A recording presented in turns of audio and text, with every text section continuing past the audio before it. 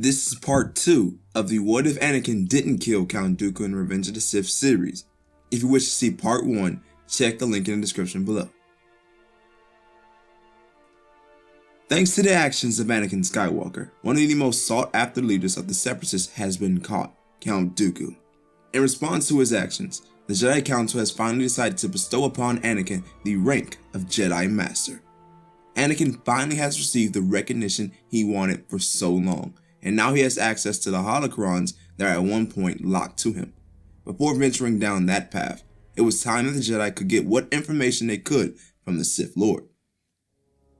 The Council has sent Anakin and Obi-Wan to the location where Dooku was being held prisoner on Coruscant.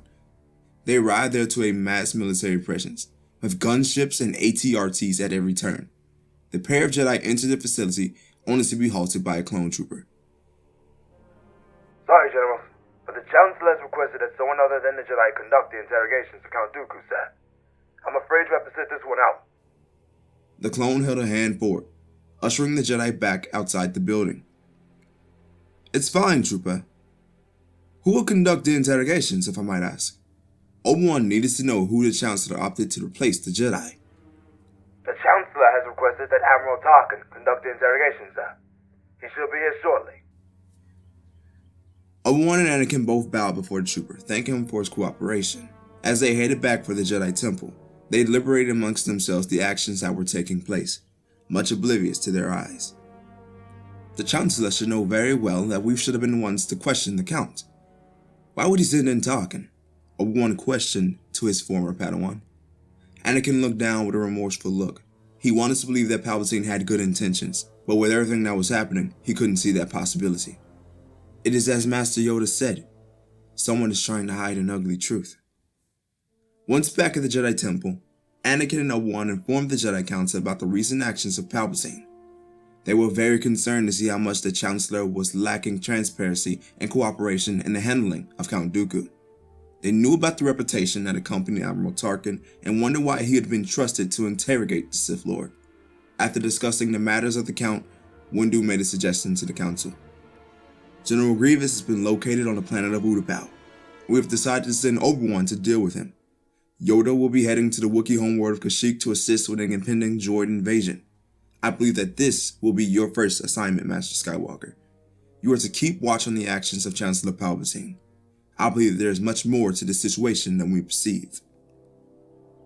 Anakin agreed to his new mission as he exited the council chambers. As he left, Anakin received the transmission notification that led him going off on his own path. He arrived at a secret location where his wife Padme waited for him. They embraced as she told him how much she had missed him. She hadn't seen him in weeks, and Anakin shared the same feelings. Anakin explained to her the worries that he had concerning Chancellor Palpatine. He told her that ever since what had happened above the world during the rescue of the Chancellor, he had become more secretive. He has excluded the Jedi from all the handlings of Dooku, and now the Jedi Council have entrusted him to essentially spy on the leader of the Republic. Padme wonders if Anakin has any resentment in doing such a task, but he responds that he doesn't. That he too fears that the Chancellor is hiding something, and it is his duty to figure out what it is. Anakin embraced his wife one more time, but before he could let go, she held on tight for an instant, prompting him to ask what was wrong. Padme looked up at her husband and told her the news she had been saving. Padme was pregnant. Anakin looked at his wife with a huge smile. The two hugged one more time before Anakin made way to the Senate building. This was part 2 of the What If Anakin Didn't Kill Count Dooku in Revenge of the Sith series. If you would like to check out other What If series that have been on the channel, be sure to check the description as a link will be there for you to do so. If you enjoyed this video, be sure to press that like button and share with your friends to get them in on the conversation as well. If you haven't, subscribe to the Marauders Guild and ring that bell to be notified about whenever we upload. Until the next time, may the force of others be with you.